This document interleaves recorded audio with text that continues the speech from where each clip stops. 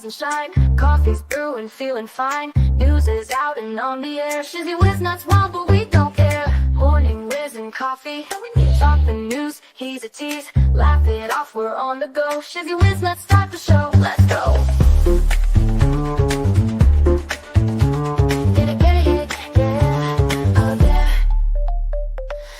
Spinning in the breeze, stupid jokes, he's such a tease. Sip the Java with a smile. Pants are off, but stay a while. Morning whiz and coffee. Talk the news, he's a tease. Laugh it off, we're on the go. Shizzy whiz, let's start the show. Let's go.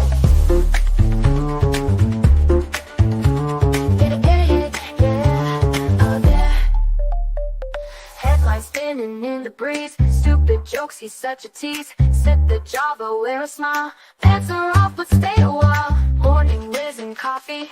Talk the news, he's a tease. Laugh it off, we're on the go. Shizzy whiz, let's start the show. Let's go.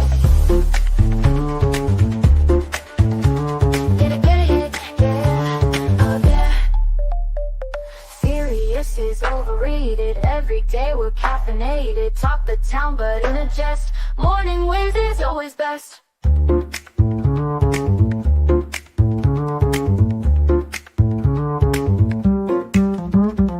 Clock is ticking, time to run. Morning show's a load of fun. Grab your mug, don't spill a drop. Laugh your ass off till you pop.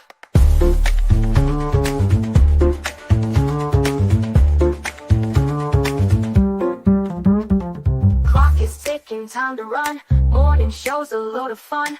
Grab your mug, don't spill a drop. Laugh your ass off till you pop.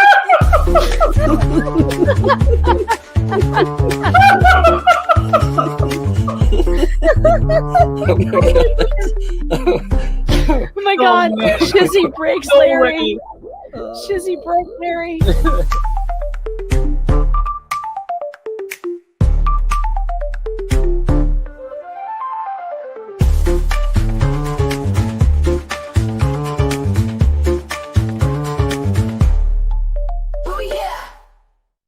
Good morning, everybody. Man, oh man, is it going to be a crazy week. Happy birthday, Debbie Webb. Man, oh man, we start out hot and heavy right here. What do we got right there? Bye. Happy birthday to you. Happy birthday to you. Happy birthday, it is your day. Happy birthday to you.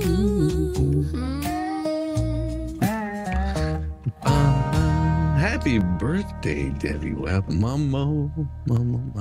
It's so good to see you. Man, oh man, it is wonderful. Oh, good morning, Ella. How you doing? Doing good over here. Elka, good to see you. I have my favorites. Yes. So what is it? What is it that you're doing this today? Good morning, Jim Webb. Jim Dista. I wanted to say Jim Webb. It's not correct. Elka, how you doing? Rickles, man. I hope everybody's doing well this morning. We're having a wonderful day so far. Yes. It's pretty cool. Well, I saw this in the news, and of course, my good friend Volstorm, threatened it out there and said, "Hey, did you see this? 450 illegal aliens arrested in website raid at a Hyundai plant in Georgia." This is exactly what I voted for. And what is it? Statement by President Joe Biden on Hyundai investments in Georgia. My economic agenda passed by Democrats in Congress to rebuild our manufacturing infrastructure here at home continues to pay off for the American people, this time in Georgia. The plant was announced during my trip to the Republic of Korea in May, and I'm excited the groundbreaking is happening months ahead of schedule. Hyundai's commitment to invest more than $5 billion to create more than 8,000 jobs making electric vehicles and batteries will help boost the entire community around Bryan County with good jobs people can raise a family on, and ultimately help lower costs for the American people. This has been at the heart of the historic legislation we have passed over the past 2 years, And the last thing we should do is repeal it as Republicans in Congress want to do. Overslept? It's Shissy's fault. Well, it does happen. I mean, it was pretty exciting night last night. Good morning, Sherry. Yeah, that was October 25th, 2022, and look, here it is in September. Not even 2 years, 3 years later, and 450 illegal aliens were arrested at a work site at a Hyundai battery plant. Isn't that interesting? But this is where it also gets a little more interesting. From the AP, hundreds of federal agents descended on a sprawling site where Hyundai manufactures electric vehicles in Georgia and detained 475 people, most of them South Korean nationals. And this is the latest in a long line of workplace raids conducted as part of Trump's administration mass deportation agenda, one that I hope continues. But the one Thursday is especially distinct because of its large size, the fact that it targeted a manufacturing site state officials has long called Georgia's largest economic development project. The detainment of South Korean nationals also sets it apart as they're rarely caught up in immigration enforcement compared to other nationalities. It's immigration. It doesn't matter what country you're from here. If you're illegal, then it means that you should go back to your country, get that straightened out, and then maybe you won't be able to come back. Hopefully. Showed a caravan of vehicles driving up to the site, the federal agents directing workers to line up outside. Some detainees were ordered to put their hands up against a bus. Oh, yeah, well, because no, we're just going to let your hands sit around free. Good Lord. They were frisked, then shackled around their hands, ankles, and waist. Yes, that's called detained. Others had plastic ties around their wrists as they boarded a Georgia inmate transfer bus. Here's some things people need to know about the raid, the people impacted, the workers detained. Well, South Korea's Foreign Minister Cho Hung said Saturday that 300 South Koreans were among the 475 people detained. Some of them worked for the battery plant operated by HL Georgia Battery Company, a joint venture by Hyundai and LG Energy Solution that is slated to open next year, while others were employed by contractors and subcontractors at the construction site, according to Stephen Schrank, the lead Georgia agent of Homeland Security investigations. He said that some of the detained workers had illegally crossed the U.S. border, while others had entered the country legally, but had expired visas or had entered on a visa waiver that prohibited them from working. But an immigration attorney representing two of the detained workers, but only two, said his clients arrived from South Korea under a visa waiver program that enables them to travel for tourism or business for stays of 90 days or less without obtaining a visa. That means that you broke the law. You know, that's a tourism or business visa, which, and you can get all angry about it, but think about those. If you're from another country, for example, say you're hanging out in South Korea and you show up in South Korea and you don't have you've just got a tourism visa, but yet you end up opening up a mom and pop shop, you start work, you start a business, and you start taking away from the Korean people making a living. Oh my, what happens to you in South Korea? Well, you get all kinds of stuff slapped on you for that. You're not allowed to do that. Now, there are things such as work visas, but of course they're going to want to verify everything and see exactly where you are. Hire Americans, or it's not helping the community that you're in. I mean, it does in a sense. There's a little bit of extra, but it's not helping the community any. Attorney Charles Cuck, God, I think I would change my name, said that one of his clients had been in the U.S. for a couple of weeks while the other has been in the country for about 45 days, adding that they had been planning to return home soon. It doesn't matter. You were here illegally. It doesn't matter. The detainees were also included lawful permanent residents who was kept in custody for having prior record involving firearm and drug offenses. Since committing a crime of moral turpitude can put their status in jeopardy, Lindsay Williams, a public affairs officer for U.S. Immigration Customs Enforcement, said Saturday. Williams denied reports that U.S. citizens had been detained at the site since once citizens have identified themselves, we have no authority. Hyundai Motor Company said in a statement Friday that none of its employees had been detained as far as it knew, and that it's reviewing its practices to make sure suppliers and subcontractors follow U.S. employment laws. LG told the AP that it couldn't immediately confirm how many of its employees or Hyundai workers had been detained.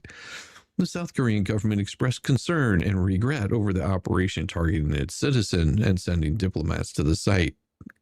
Concern and regret over it's not targeting your citizens, you idiots. And AP, that is a lie. They weren't targeting South Korea's citizens. Like, get this shit right. They were targeting people that were here illegally. It doesn't matter if they were from your country or another country. They looked at something, they saw that something seemed a little bit fishy going on. So basically, you know, what the AP is saying, it's okay to hire slaves. That's what they're telling you. They're saying, oh my God, their citizens are being targeted. What? They're just citizens. let's let them go. Oh, let's free them so they can go back to, you know, working as slaves again. Good job, AP, for promoting slavery. Way to go. The business activity of our investors and the rights of our nationals must not be unjustly infringed. Correct. In the process of U.S. law enforcement. Correct. But you already broke the law. Stop breaking the law, asshole. You won't have this problem. South Korea's foreign ministry spokesperson Lee Jae-woong said on a televised statement from Seoul. Well, why don't you come over here and say that? Most of the people detained have been taken to Immigration Detention Center in Folkston, Georgia, near the Florida state line. None of them have been charged with any crimes yet. But the investigation is ongoing. Family members and friends of the detainees were having a hard time locating them or figuring out how to get in touch with them. Well, I guess they should have thought about that before they brought their happy ass over here and decided to not be on a work visa, to be on a tourism visa and go to work. Just saying, this is the risk that you run. Can't find daddy. Well, daddy fucked up. So that's just tough titties. Be right back, garbage day. Well, a good thing.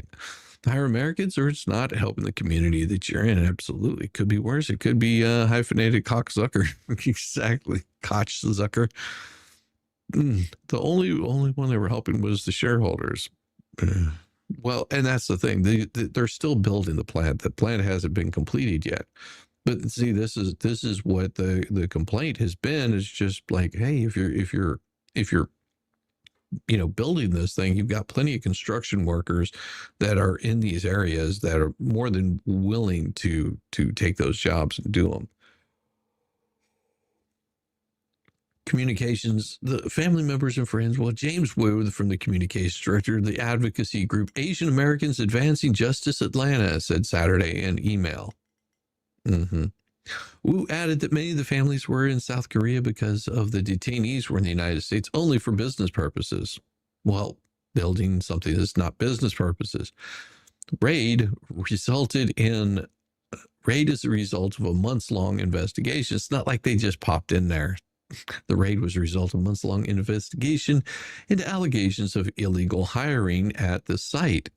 In the search warrant related affidavits, agents sought everything from employment records for current and former workers and time cards to videos and photos of workers. Court records filed this week indicated that the prosecutors do not know who hired what it called hundreds of illegal aliens' identity.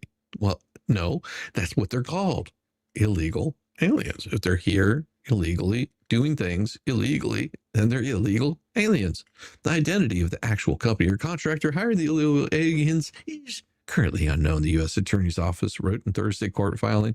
The sprawling manufacturing site, the raid targeted the manufacturing site, widely be considered one of Georgia's largest and most high profile.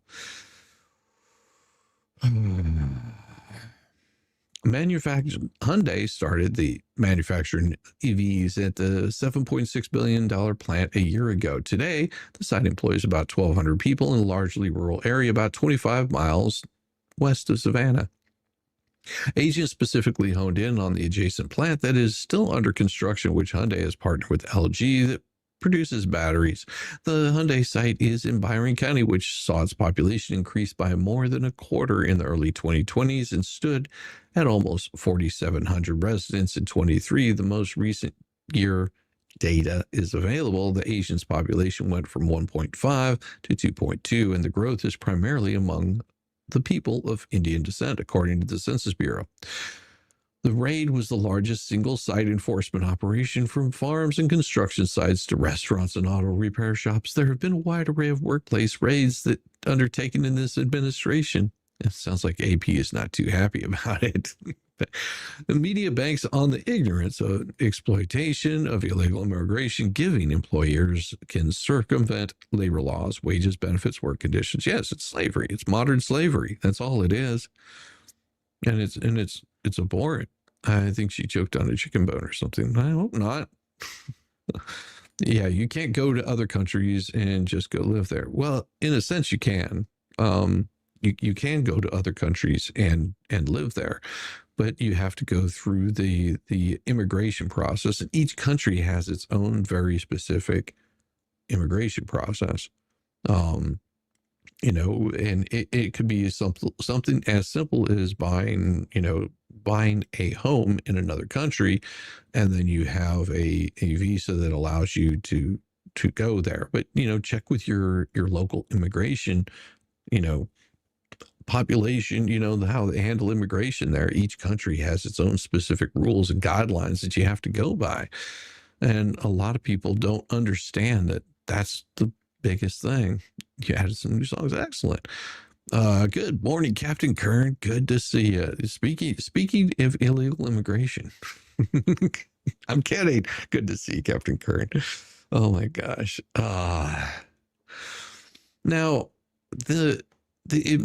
of course, you can tell the AP really is trying to lambast on the immigration, but most have been smaller, including a raid the same day as the Georgia one-in federal officers took away dozens of workers from snack bar manufacturer in Cato, New York. Yeah. We'll get into New York here in a bit. Other recent high-profile raids have included in July of targeting legal marijuana farm northwest of Los Angeles. Well, they were growing it legally. Northwest of Los Angeles, more than 360 people were arrested in one of the largest raids since Trump took office in January. Another took place in Omaha, Nebraska, meat production plant, and involved dozens of workers being taken away. Yes, it's called enforcing the laws that our country has, something that Biden refused to do. Schrank described the one in Georgia as the largest single-site enforcement operation. Well, you know what? It wouldn't have been one of the largest single-site law, enforcements had they not been hiring illegals. Weird how this works. It never would have even popped on your radar had they not arrested them. Jeez. Schrank described it, and then the majority of the people detained are Koreans, South Koreans. During the 12-month period that ended in September 30th, only 46 Koreans were deported out of more than 270,000 removals for all nationalities, according to the Immigration Customs Enforcement. What does that have to do with anything? Whether they're from South Korea, North Korea, from, Mumbai, it doesn't matter. They're there illegally. Community members and advocates have mixed reactions. Really? Well, why would you have mixed reactions? Unless, you're just wanting to see the destruction of our country as a whole.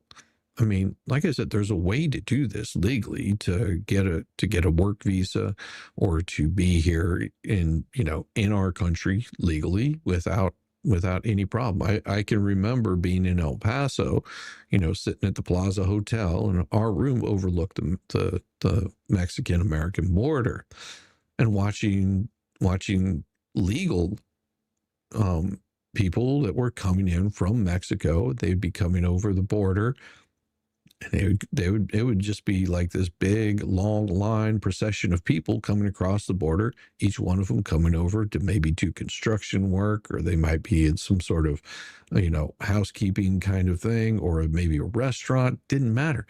They could have had a high profile job. It didn't matter. They were still coming over. They were doing it completely legally. At the end of the day, they would pack up and they would head on back home. No different than you taking a day to go to work. You know, they'd be coming in from Juarez all the time.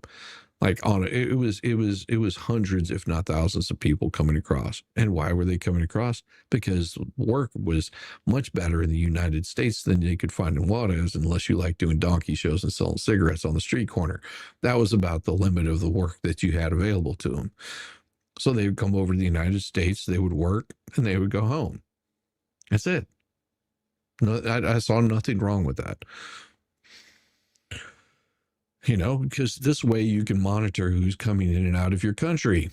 It's really simple. They have that other places too, unless you're in England. Then it gets crazy. Packers kick some lion tails, so almost right in the universe. Well, we're not talking about sports ball, but good for them. Georgia didn't look too good yesterday or Saturday. Hold on.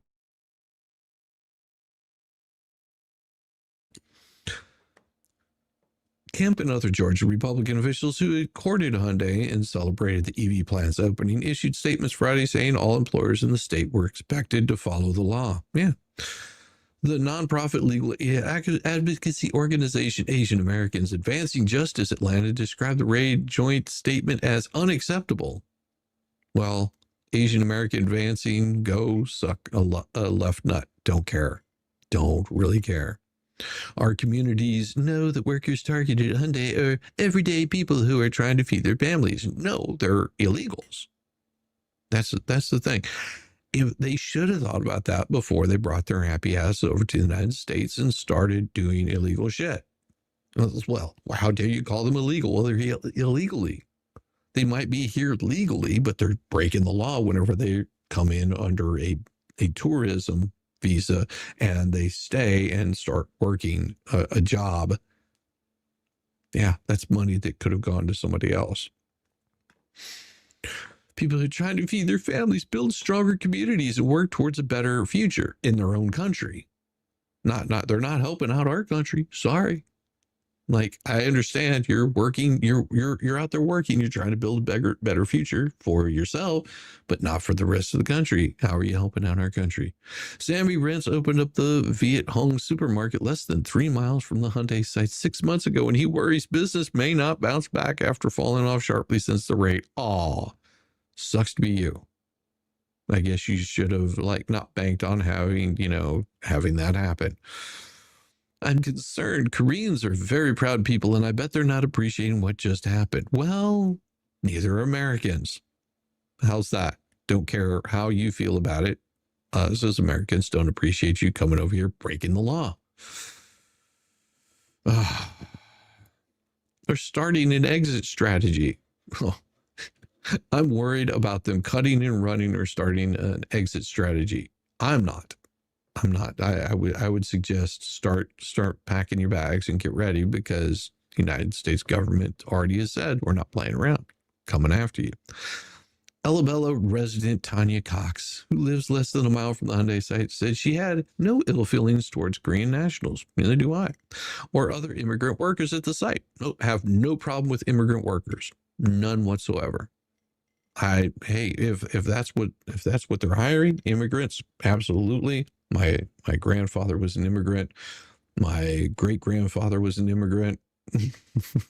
And my great-great-grandfather on my mother's side was an immigrant. You know how I feel about that? Okay, hire immigrants, but guess what? They all did it legally. Weird how that works, isn't it? But few neighbors were employed there, and she felt like more construction jobs at the battery plant should have gone to local residents. Well, they had to apply for the job too. I don't see how it brought a lot of jobs to our community or nearby communities, Cox said. Of course you didn't, because they were hiring illegals to do it. Now, immigrants will come in there and snag up that job in a heartbeat, and especially if they're going to work. I mean, shit, go for it, immigrants.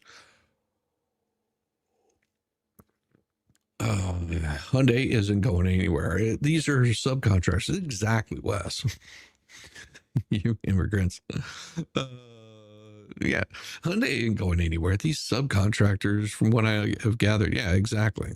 Yeah, Hyundai will be just fine. They'll just hire another round, but of course they'll have more scrutiny put on them, which is what we want to have, scrutiny on these companies that are doing this. It's just, don't people understand how this all works out? I mean, come on.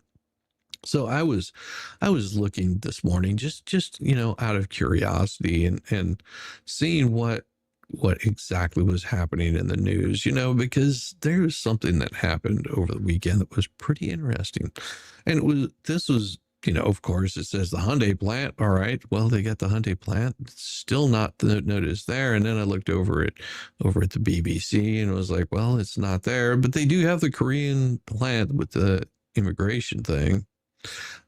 And then I came over here to Fox, which we'll get into this one here also pretty soon. It says police release mugshots of the two 17-year-olds accused in the June shooting of death in Capitol Hill intern in D.C. But what I didn't see in here, and sometimes it tells you a lot what you don't see, and what exactly is. Why are they not showing these kinds of things? And I got to thinking about it, and it was this story right here that I couldn't find anywhere in the news. This young lady right here, 23-year-old Ukraine refugee, Irina Zartusky, was in Charlotte, South Carolina last month. And this man standing behind her, this asshat standing behind her, got up and deleted her, stabbed her in the neck. This guy right here did absolutely nothing. And he had 14 priors against him.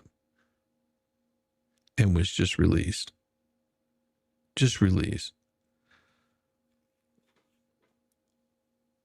I am amazed that you didn't hear about it on the mainstream news, but you had somebody getting all upset because they were showing the video of where this guy got up and stabbed her, blood dripping off of his neck and wandering around, changing out his shirt.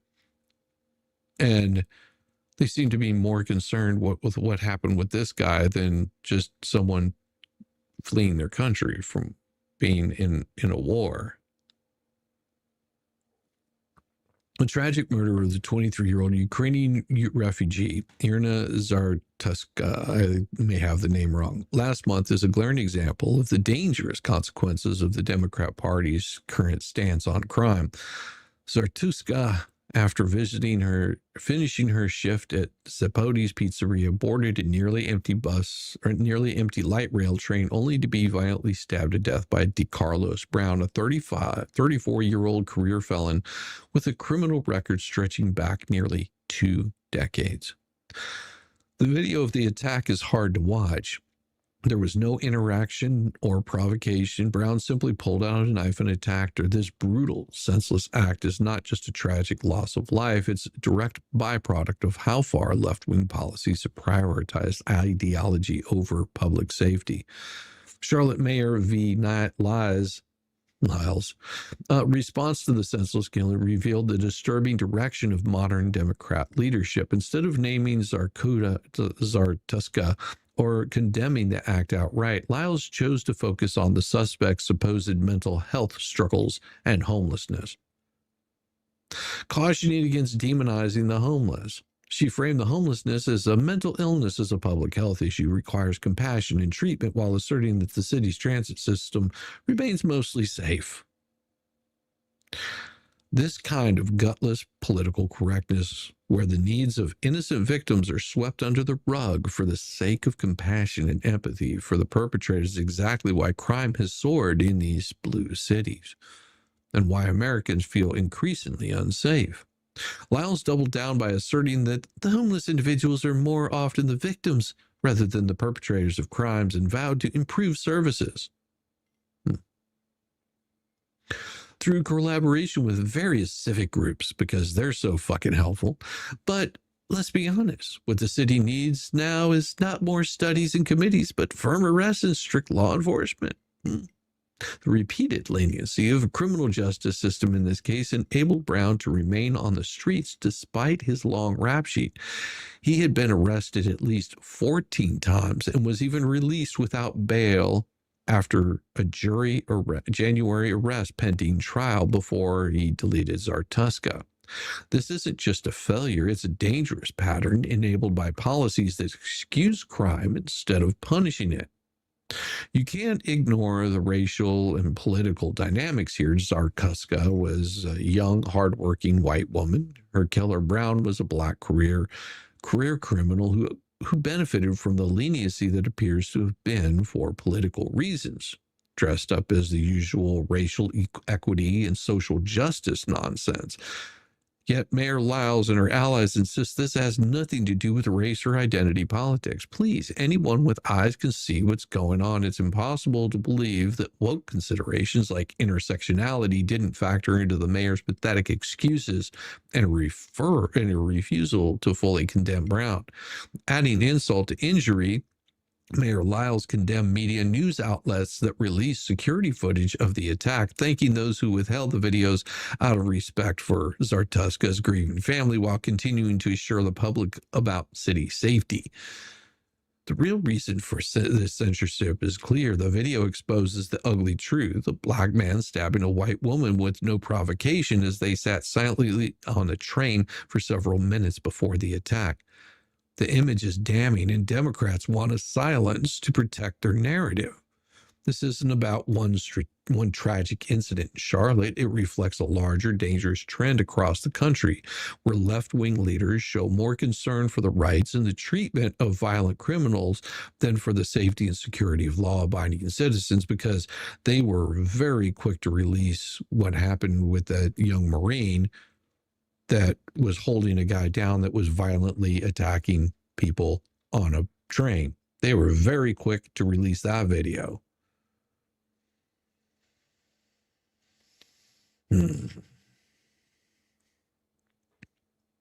This isn't just about one tragic incident in Charlotte. It reflects a larger, dangerous trend across the country where left-wing leaders show more concern for the rights and treatment of violent criminals than for the safety and security of law-abiding citizens. The recent protests in Washington, D.C. in opposition to Trump's successful crime reduction efforts show that this pro-crime mentality isn't isolated. Sure, the protesters were bussed in, but still these protests reveal the growing resistance among Democrat voters to fighting crime.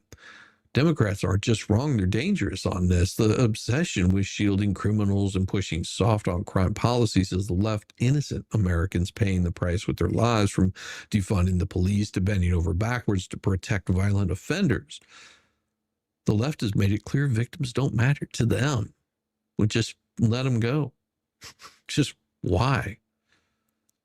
Of course, it's not isolated. You also have the city of Chicago. Why are Chicago Democrats more afraid of their humiliation than making things right for their city? Well, it's been a few weeks since Donald Trump put his plan for Washington, D.C. in motion, calling for federal policing and assistance to the National Guard to move in and eradicate criminal activity.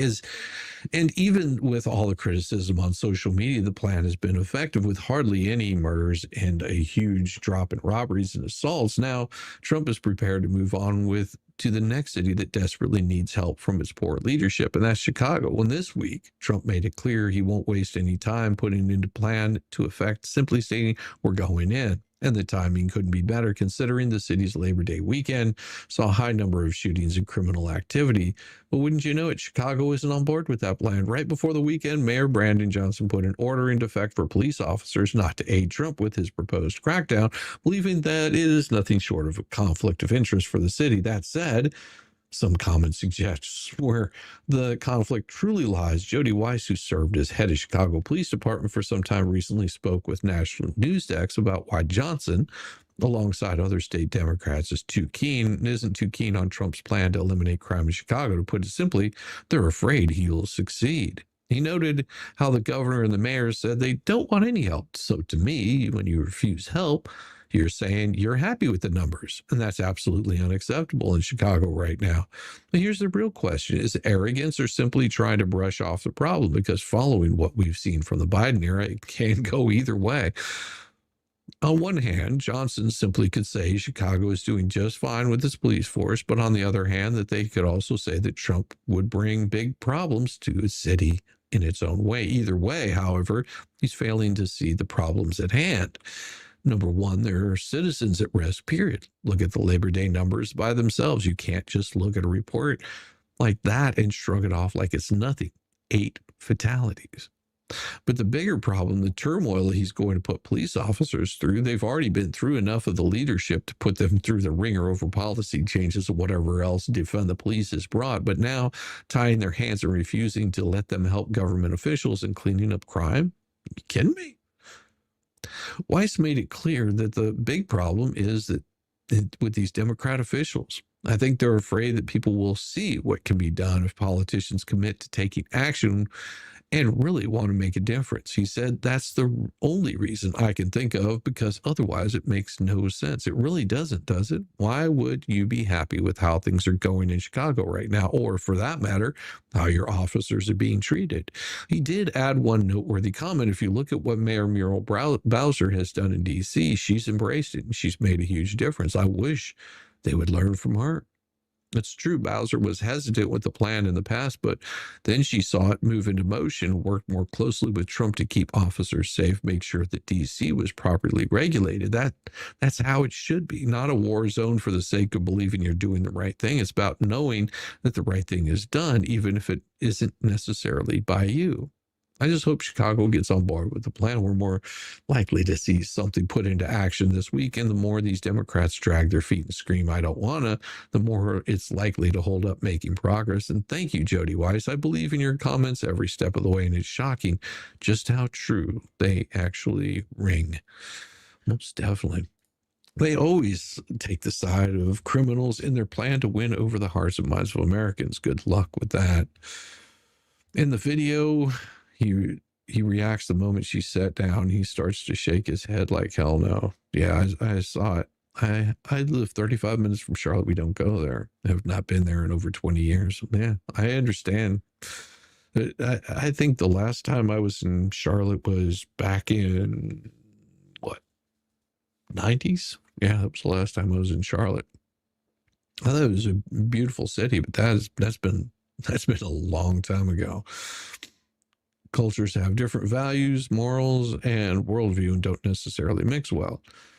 Well, not really true. I mean, the good part about America is if people would allow it to happen, having different cultures really is what brought America to where it is. Because they realized that those simple arguments over the minute things, but they could all agree on one thing. And that was, to having a great country that everybody was proud of to live in, to enjoy the fruits of everyone's, abilities. And I mean, that's one of the things that's always been great about the United States is that ability to take and be accepting of all different cultures from different parts of the world, different thoughts and ideas. And as long as the government isn't mandating things, you end up with one of the greatest countries in the world. I mean, people tend to forget what the difference is between, the First Amendment, Second Amendment. Those amendments are made to stop the government, not to stop other people. The UK has been ruined. Cities unsafe. Violent crimes in London are off the charts. The mayor's in denial, won't answer any questions. Just interested in OLAs and breaking the taxpayer. That's very true, Lisa Farr. And it doesn't seem like it's going to get much better. You would hope that it does. You hope that it gets better after some period of time, but who knows? Because, I mean, this is the kind of thing we get right here. In the United States, Governor Pritzker calls U.S. troops invaders, and invading illegal aliens are neighbors and friends.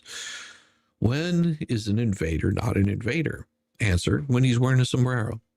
But if he swapped a sombrero for a U.S. military uniform, then he's clearly an evil, awful invader, and the commander-in-chief is a wannabe dictator. Welcome to the upside-down, inside-out world of Governor J.B. Pritzker, Democrat of Illinois. He's Orwellian newspeak on steroids. White is black, wet is dry, fat is still fat. Even newspeak has its limits. Yesterday morning, President Trump posted on Truth Social a tongue-in-cheek apocalypse now-themed promise to deport illegal aliens who have invaded Chicago, Illinois, a state with over half a million illegal aliens. And that's just in Illinois. I love the smell of deportations in the morning. Chicago's about to find out why it's called the Department of War. It's not a coincidence or happenstance that Illinois became the go-to designation for 500,000 illegal aliens. This was Governor Pritzker's deliberate policy. Illinois is a sanctuary state, a state haven for illegal invaders, and Pritzker signed a slew of new laws to further protect them from the federal government. In 2021, he signed the Way Forward Act, which increased protections for illegals by terminating cooperation with federal immigration authorities, including Immigration Customs Enforcement, ICE. In 2024, just in time for Election Day, he signed legislation authorizing undocumented citizens to obtain Illinois driver's license, but I'm sure none of them voted because, hey, that would be illegal. In 2025, he signed the Retention of Illinois Studies and Equity, RISE Act, which guaranteed students and for non-citizen students who had not obtained lawful permanent residence. And also in 2025, he signed the Safe Schools for All Act, which prohibited Illinois schools from cooperating with the federal government. Furthermore, it would also be prohibiting schools from disclosing or threatening to disclose information about a student's immigration status or the status of a person associated with the child, and it would require schools to develop procedures for reviewing and authorizing requests from law enforcement agents attempting to enter the school or school facility. The bill is intended to buffer K through 12 students in Illinois from efforts by the Trump administration to launch mass deportations of non-citizens in the United States without legal authorization, Memphis added. In other words, the entire goal of Pritzker's legislation was to circumvent U.S. immigration policy. Meanwhile, Chicago's most vulnerable citizens continue to suffer shockingly high rates of violent crime. Black Chicagoans are 20 times more likely than their white counterparts to be killed by a gun or be a victim of a homicide. So we often here in Chicago is a tale of two cities, and we definitely see that in the data, said Kim Smith with the University of Chicago Crime Lab. It's also spiking costs for Illinois taxpayers. Last year, over $1 billion worth of healthcare benefits was spent on illegal aliens, which led to the incredulous question from Representative Byron Donalds. You do not keep track of any public service dollars in the state of Illinois that goes to illegal immigrants. He asked Pritzker of the governor did not offer specifics on exactly how much Illinois spends on illegal immigration. No matter the cost, Governor Pritzker continues to defend the indefensible, continuing to argue that illegal aliens are actually law-abiding. What Pritzker said he finds quite disturbing is that they're going after people who are law-abiding, who are holding down jobs, who have families here, who have been here for a decade or 2 decades, and are often our neighborhoods and friends. We have a law in the books in Illinois that says our local law enforcement will stand up for those law-abiding, undocumented people in our states who are doing the right thing, and we're not going to help federal officials just drag them away just because someone thinks they could be in our country illegally, he said. Question, how the hell can you be law-abiding when you're de facto breaking the law by being here? No matter in J.B. Pritzker's upside-down, inside-out mind, invading illegal aliens are law-abiding and members of the U.S. military are invaders. Make it make sense. From Illinois, J.B. Pritzker told CBS News the Trump administration has not communicated with the state on a reported plan to send military forces to Chicago, calling the idea an invasion and arguing that President Trump has other aims aside from cracking down on crime. Asked about the possible military deployment to America's third largest country, which was recently reported by the Washington Post, Pritzker told CBS News it's not clear in secret they're planning this. Well, it's an invasion with U.S. troops if they in fact do that. Brisker told CBS News that if Mr. Trump sends the guard to Chicago, voters should understand that he has other aims other than fighting crime. The governor argued that the president's gambit may be part of a plan to stop the elections in 26 or frankly take control of those elections. This is the same man who intentionally flouted federal law by inviting hundreds of thousands of illegal aliens into his state, giving them billions of tax dollars as well as a valid driver's license. And he's arguing that Trump is the one trying to rig an election. Well, sure. That's because Illinois illegals are Pritzker's law-abiding neighbors and friends. But since President Trump is attempting to enforce federal law, he is obviously a wannabe dictator. Liberals cheered on when President Eisenhower used federal troops to end segregation and enforce federal law. Now they're booing and hissing when President Trump is doing exactly the same thing. If you want to know how backwards things are, consider this. Under Pritzker's policies, the Mexican military would quite literally be more welcomed in Illinois than the American military. Plus, they'll also be eligible for free housing in Chicago's police stations, free health care, free student aid, and valid Illinois driver's license. If Governor Pritzker wants to set U.S. immigration policy, he should run for federal office. What he's doing is a blatant unconstitutional and far beyond the purview of any state governor. President Trump isn't a wannabe dictator for forcing federal laws. He's just simply doing his damn job. Perhaps Pritzker should start by doing his. Oh, well, shite. Haven't ever heard of upset. Yeah.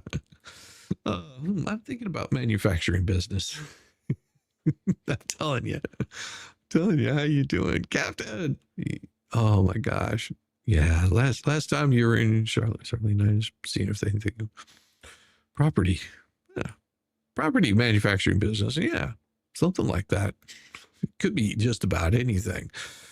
I need a little more coffee, everyone. So we'll give you just a nice, easy little break this morning before we get some coffee. And I'll be right back.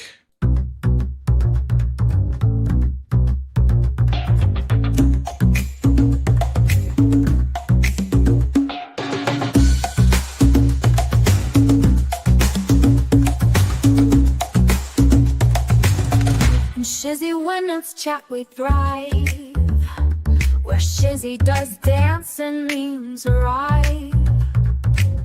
No quiet moments, no dull night. We laugh in funny sight.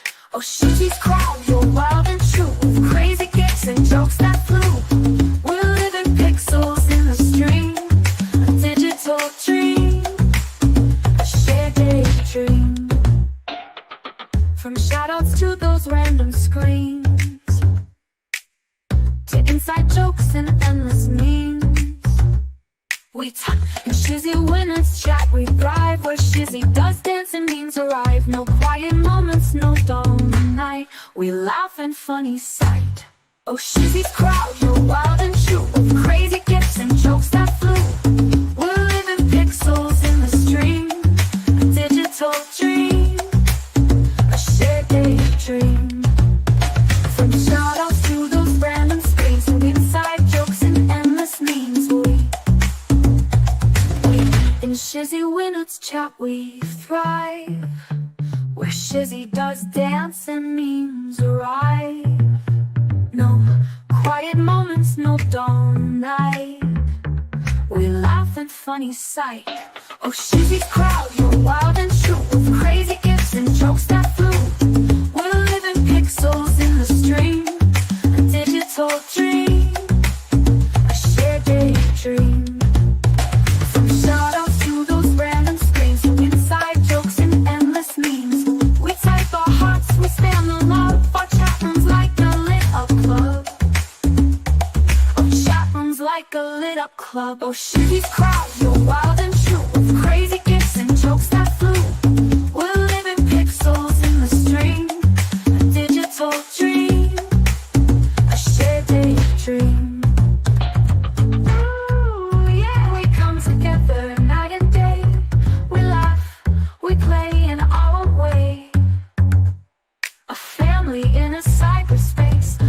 Hearts in this virtual place. Oh, Shizzy's crowd, you're wild and true, with crazy gifts and jokes that flew.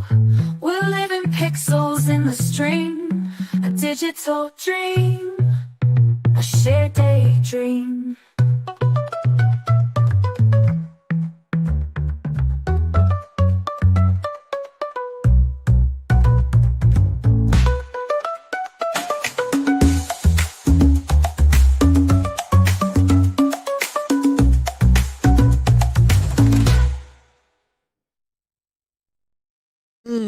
Now, if you guys hadn't seen this, see, I have not one, but 2 albums out. This one here is the first album that I put out last month. And then, of course, this month I put another one out. But this one has stuff on here like Exhibit A, me being right again.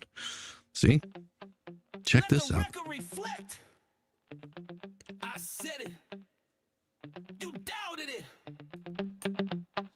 Then you did exactly what I said you do. Exhibit A. Bitch, you came swinging with that busted claim, talking big but forgot your name. Said I was wrong, now look at you crying.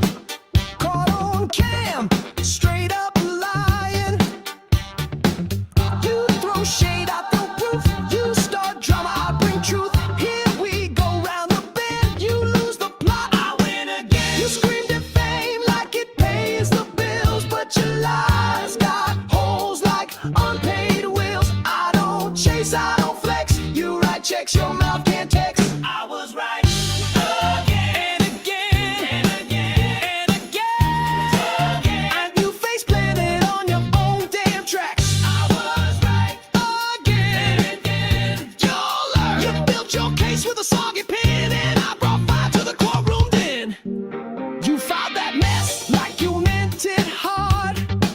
Signed your name like a birthday card. Mocked me once, mocked me twice. Now you're begging trolls for legal advice. I sat back, took the hits, watched you stumble and eat your Ritz. The moment came, I let it roll. Truth hits harder than a motion troll. You made threats like a fake outlaw. Now you cry when the judge says nah.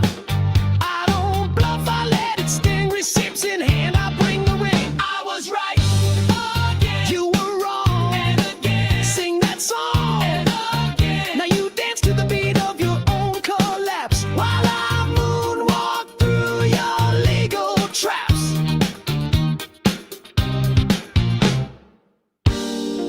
Let the record show that every insult you launched came flying back with a bow on it. You can't fake truth, not when the facts keep dancing in.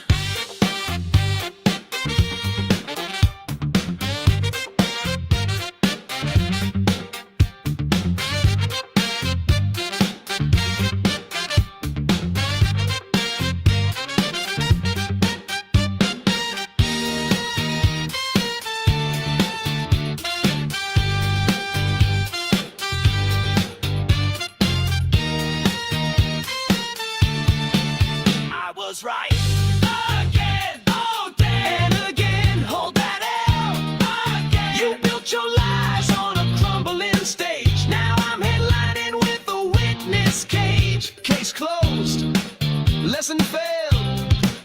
Exhibit A, still me. Your Honor. Oh yeah. Oh yeah. See, that is off the album that I released last month. There's lots of good songs on there. Got like Oops, All Wrong Arguments, Permanent Retirement, Temporary Relevance. Got Certified Flake, Bar None. So I'm going to be probably working on some videos over the next week to try to put some videos to these, because I don't know if enough of you guys have actually even checked this album out. Probably flew under the radar. And then I also have another one that came out this week called Bard Burner. But if you're a member, you'll see that there's also some videos for those. They're members only until they go live. Last week, one of them went live. And then I got more. Oh, trust me, I've got more. I've got at least at least the rest of this month and probably part of next month, there will be a video released on each one of those. Not each song on the album, but yeah, you're gonna see a few more come out. So what'll happen is this Friday, one of them will be released to the public that the members are already seeing, and the members will get a chance to see the new ones that are coming out. I'm trying to keep from showing them all at once, because then you end up missing most of them. But yeah, Kicking Puppies is the newest album. If you want to if you want to see a video on those, all you got to do is just let me know. Just say, hey, I want to see a video for this one. I think this would be a really good one, and I'll work on making a video for it. If I don't have one already. Ooh, buddy. But here we have more from PJ Media. Says these stories aren't fiction, they're part of history. Soldiers mock a man being roasted alive on an iron frame. A young woman calms a nervous executioner before the sword falls. Attackers burst into a church as a priest says mass. A journalist is lured home to the gallows. Instead of being arrested, an editor sets herself on fire in her home. Disease and authorities silence a truth-speaking doctor. These situations aren't parables, they're testimonies that when it's real, conviction doesn't end with applause. Instead, it ends with scars, trials, or graves. Saints never looked for it, but when facing torture, they embraced it. Modern martyrs faced bombs, blades, and cages, and today's loud left substitutes hashtags and gowns for courage. Well, how the comparison works. 3 rules draw the line between true and the false. Awareness, they knew the danger but pressed forward. 2, sacrifice, they gave flesh, freedom, or life, not just applause. 3, power disparity, they faced regimes, mobs, or armies far stronger than themselves. The saints passed with wounds, modern martyrs paid with breath, and today's preachers of virtue never walk close enough to a line that should lead to bruising. Saints who paid in blood. Bartholomew, carrying the gospel to the east, the apostle converted pagans and won souls. Actions that sparked fury. He was captured, condemned, and flayed alive before being beheaded. Depictions of St. Bartholomew holding his own skin are not medieval exaggerations, but a reminder of the ultimate cost of faith. St. Lawrence, Rome's deacon. Lawrence faithfully served the poor during Emperor Valerian's persecution. When he was ordered to turn over the church's wealth, he presented Christ's greatest treasure, widows and orphans. That defiance cost him his life in a horrible way, getting roasted alive on an iron gridiron. According to legend, Lawrence mocked his torturers even as he burned, proving a spirit unbroken by fire. St. Catherine of Alexandria. Catherine, renowned for her intellect, humiliated pagan philosophers in public debate, and raging officials who condemned her to a spiked breaking wheel. According to tradition, her touch shattered the wheel. Ultimately, she was beheaded, yet her broken wheel became emblematic of a woman whose faith in God gave her strength to defeat any torture devices. St. Sebastian. Sebastian was a soldier and a secret Christian who strengthened persecuted believers. After discovery, he was tied to a post and riddled with arrows. Left for dead, he survived and returned to confront the emperor and then was beaten to death. There aren't many people in history who endured 2 executions. His first showed his courage and conviction he could have escaped. Saints Perpetua and Felicity. One of the earliest true horror accounts, a noblewoman, Perpetua, was a companion slave. Felicity record her imprisonment in a diary that chills readers to this day. Entering together, they walked into Carthage's arena to face beasts. Then finally, the executioner's sword as the young soldier's hand trembled. Perpetua looked and guided it to her throat. The serenity under the crowd's roar was legendary. Modern martyrs who knew the cost. Roland Zahm is an Iranian journalist and activist. Zahm founded Amanda News, a channel that was pivotal during the 2017-2018 Tehran protests. He was living in exile, knowing any return home meant certain death. Unfortunately, he was lured home using false pretenses, captured, tortured, and hanged in 2020. Zahm walked into a known trap. Despite knowing it meant death, he embodied a sense of conviction that vastly outlasted fear. Irina Slavana. Slavana held the position of editor-in-chief at Kaza Press in Russia and endured years of raids, harassment, and intimidation. She made a final decision on October 2020 when she set herself on fire outside police headquarters, the station she that targeted her and left a final note, blamed the Russian Federation for my death. Her burnt body became the clearest indictment of any system that was designed for breaking people, and that sought to break her voice. Li Wenlang. In 2019, a Wuhan ophthalmologist, Li Wenlang, warned his colleagues of strange new virus that was spreading. Instead of acknowledging his discovery, authorities arrested and silenced him, facing him to sign statements in which he admitted to spread rumors. As he was dying of the cough at age 33, he pleaded for free speech with a voice that echoed beyond China, providing an example of how totalitarian country deals with people telling the truth. Daphne Caruana Gazzalia. Gazzalia was a Maltese investigative journalist who worked hard to expose high-level corruption and scandals tied to offshore accounts. She refused to stop despite facing endless lawsuits and threats. In October 2017, sadly, a car bomb ended her life. There are crooks everywhere you look. Her pen, active for years, carried the truth until the very last line. Francis, I'm going to say Jacques Hamel, in 2016, his father Hamel, 85, celebrated Mass in a small Normandy parish. A couple of terrorists stormed the church and forced him to kneel at the altar. They slit his throat as he recited a calm prayer. For many Catholics, Hamel's name is synonymous with modern martyrdom. 5 loud-spoken leftists who risk nothing. Alexandria Ocasio-Cortez. She refers to herself as the gritty fighter for the oppressed, and yet she struts into a Met Gala in a gown stitched with tax the rich. Saints wore sackcloth, martyrs wore chains, and AOC, she wore a kosher and ring lights. Her sacrifice was buffering video during an Instagram Live. Ilhan Omar, her infamous "some people did something" remark about 9/11 showed her bitter tone towards the wounds America suffered that fateful day. She's perpetually the victim while railing against the very nation giving her refuge. Saints face beasts while Omar faces hashtags. Conviction costs nothing when the system shields you. Bernie Sanders. Sanders thunders against billionaires while enjoying a tidy real estate portfolio, including 3 homes. Saints renounce crowns, yet Sanders guards his Senate seat like a family heirloom. When you use a bullhorn to lead a crowd to a well-placed chance and don't have to worry about bruising, you're nothing more than a cheerleader. Cheerleading doesn't equal courage.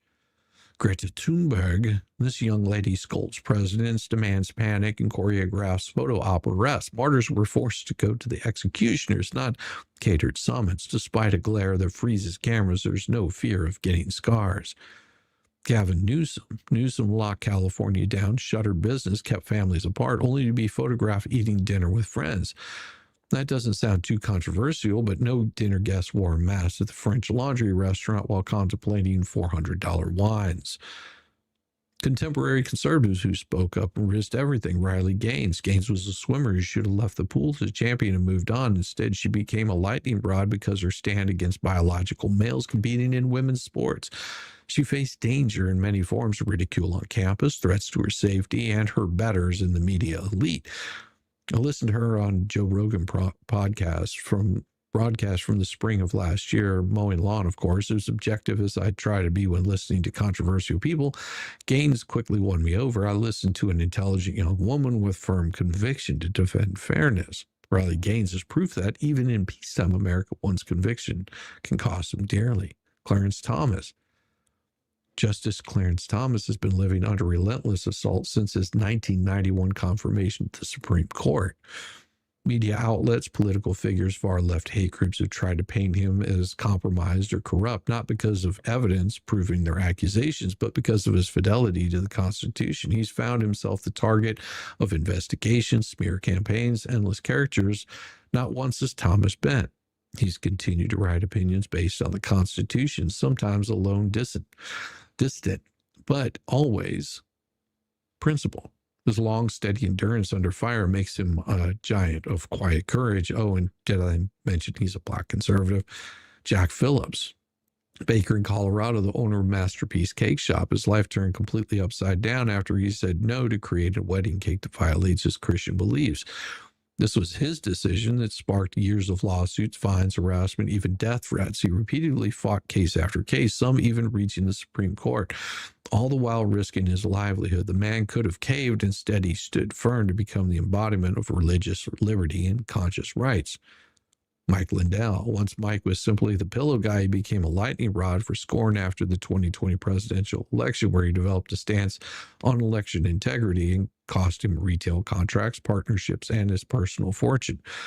Lindell was routinely mocked in the media, targeted by activists, and blacklisted by businesses. Lindell could have walked away to protect himself. Instead, he doubled down and poured resources into causes he believed in. For conservatives, Mike Lindell embodies a man who lived a comfortable life but has sacrificed everything for his convictions. I still think he's a little cuckoo, but that's what he believes in. And then comes Kyle Rittenhouse, 17 years old.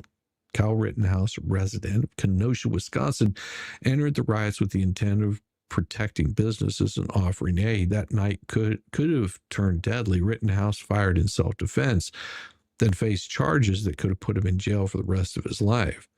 The media vilified the young man. Politicians branded him a cold-blooded murderer. Mobs threatened him. He endured a public trial while facing tremendous pressure, yet emerged acquitted of all charges.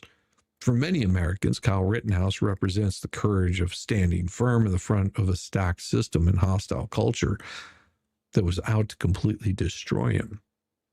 Final thoughts. Saints gave their flesh. Modern martyrs gave their breath. Modern conservatives, like those listed above, risked their reputations, careers, businesses, or their hard-earned money, and some of them their lives. The celebrity prophets risked nothing but a fading spotlight. Marks of iron conviction are on display, from Catherine's shattered wheel to a teenager battling for his freedom. History doesn't confuse real scars for hashtags. When the reckoning comes, a lion's roar will never be mistaken for the flash of a camera. Thank you, Dave Manny, from PJ Media, columnist known for calm, clear-eyed writing rooted in moral clarity and everyday experience. The former journalist is a technical writer who explores corruption, cultural drift, and political hypocrisy without resorting to theatrics or using talking points.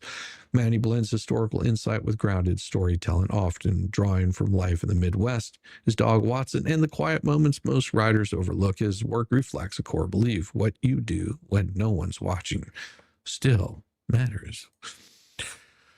Good morning, everybody.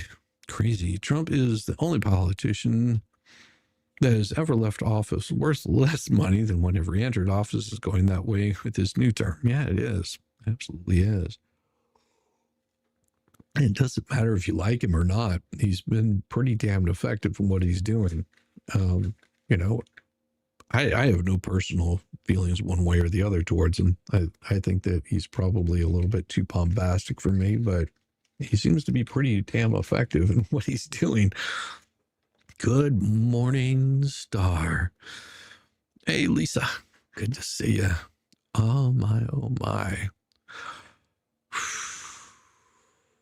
All right. I told you I was going to talk about this one, because it was in the news. It was interesting. Police released mugshots of two 17-year-olds accused in the June shooting death. Now, the thing about that was June. It's September now. Death of a Capitol intern in Washington, D.C. The victim, a 21-year-old University of Massachusetts Amherst student, Eric Tarpenon Jackham, then intern for Representative Ron Estes, Republican from Kansas, was fatally shot June 30th, about a mile from the White House. Suspects, Kelvin Thomas Jr. of Southeast D.C. and Jaylene Lucas of Northwest D.C. are pictured in the mugshots obtained by Fox 5. The two were arrested Friday and charged as adults with premeditated first-degree murder while armed. Police are also searching for Naquan Antonio Lucas, 18, of Granby, Massachusetts, who is wanted on a D.C. Superior Court warrant for premeditated first-degree murder while armed.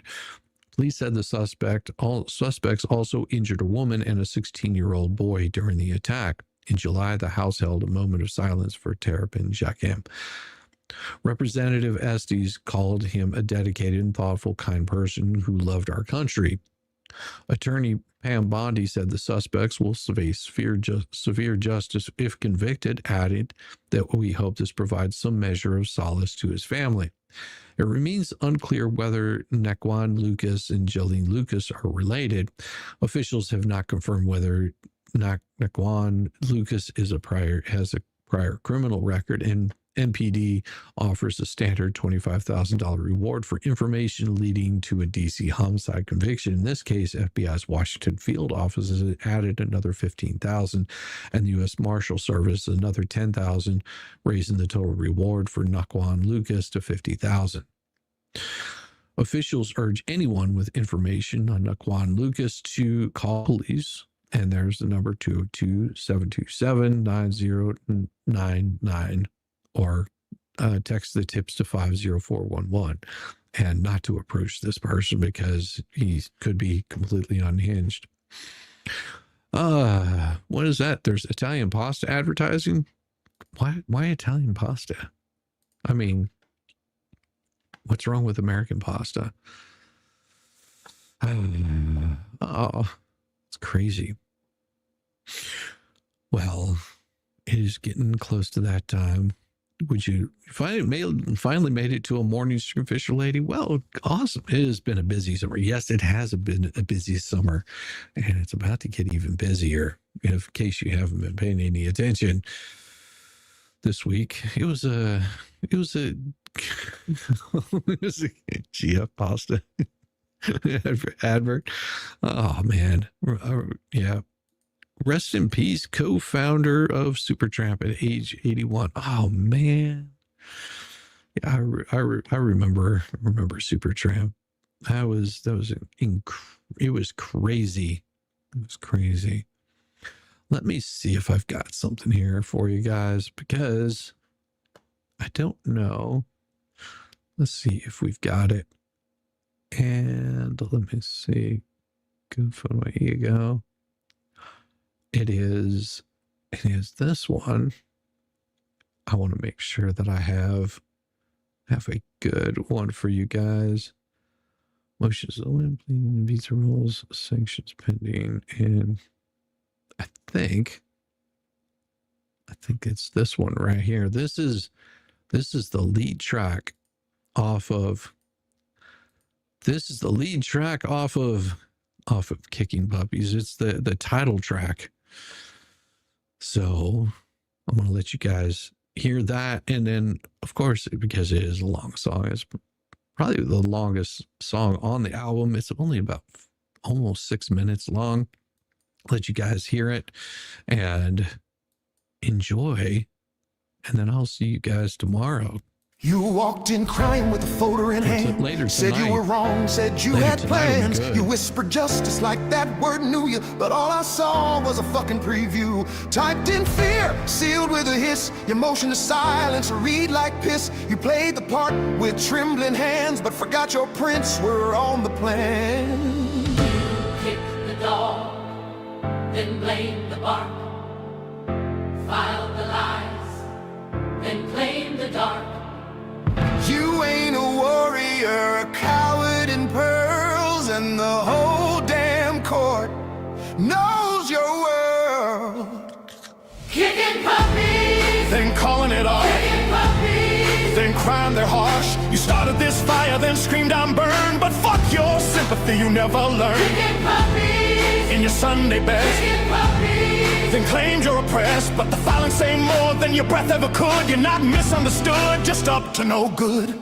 You slung that 88 like a dirty rag, claimed your brain fog, beat the flag. You missed your hearings, dodged the mail, then hit live streams to whine and wail. You said I'm sick, but kept receipts, told the court harassed. While watching tweets, you weaponized your diagnosis too. But 88 don't cover you being you. Kicking puppies, Then shouting to fame, but your hands ain't clean.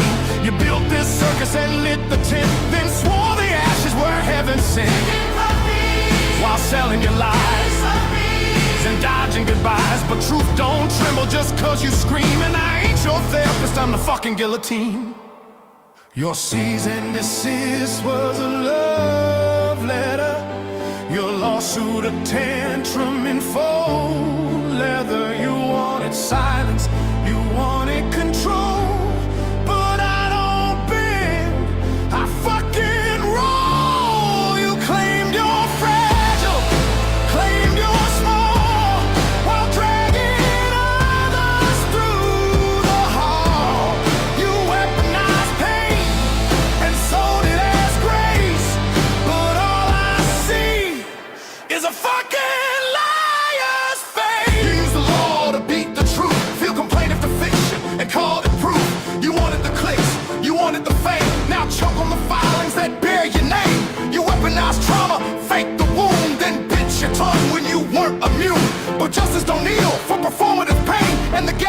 care if you're batshit insane.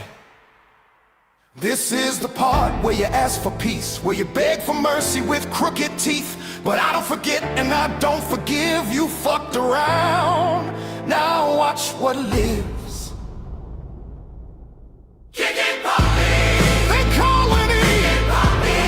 You weaponized plea, but the song's now mine and your brain is wrapped in legal twine. You wanted the leash, now answer the beast. This ain't defamation, it's documentation of every fucking lie in your foundation. We saw your game, then watched you maze. You lit the match and blamed the flame, but now the court don't play your name. In paper gowns, now melting down, you beg the gods but earn no grace. The truth stood up and slapped your face. You cried abuse, then pulled the strings, had sock accounts, do dirty things. You bitched of harm while spreading hate, then dared to beg for a clean slate. You dropped fake docs and midnight threads. You whispered threats in holy threads. You played the choir, then mocked the pews, but all I saw was your mask come loose. You said they stalked me as you watched, said they lied while crafting plots. You blurred the lines, you scrubbed the screens, then weaponized your fucking dreams. You leaked your name to bait their voice, then claimed the press removed your choice. You cried attack while holding knives. You aren't the victim, you're the plague in disguise. You wanted silence, you wanted fear. You fed on cloud, now choke on clear. You brought the core, your pageantry, but truth don't fish, and neither can read. Liar, liar, fucking liar. Liar, liar, fucking liar. War trash with the grind ghost, but every man bands on my pulse. War trash with the grind ghost, but every man bands on my pulse. War trash with the grind ghost, but every man bands on my pulse. You kicked all on one deity and we bite back skull.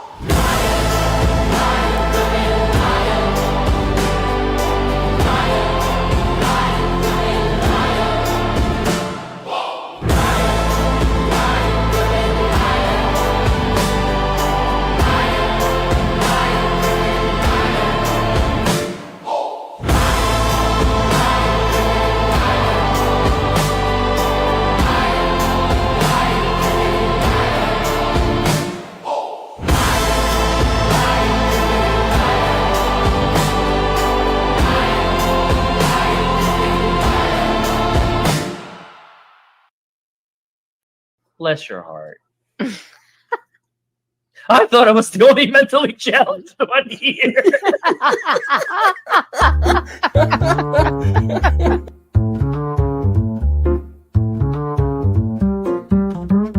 Get it, yeah, oh yeah.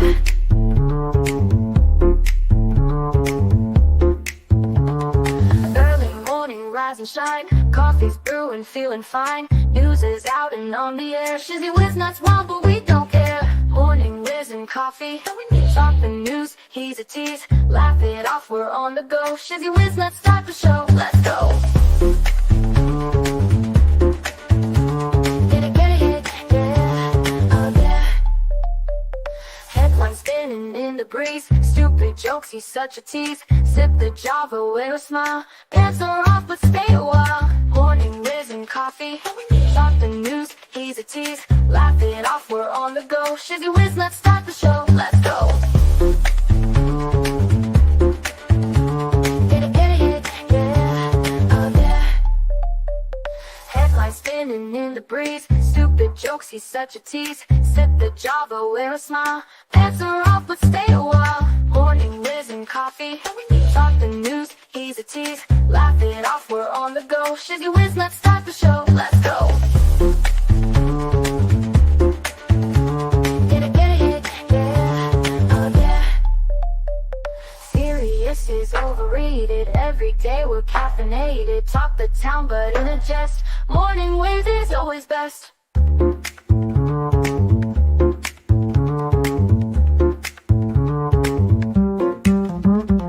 Clock is ticking, time to run. Morning show's a load of fun. Grab your mug, don't spill a drop. Laugh your ass off till you pop.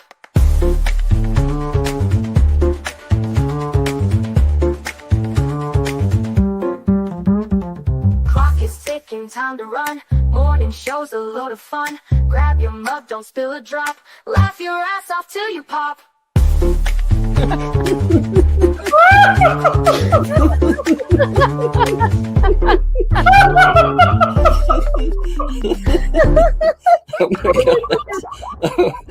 Oh my god, Shizzy breaks Larry. Shizzy broke Larry.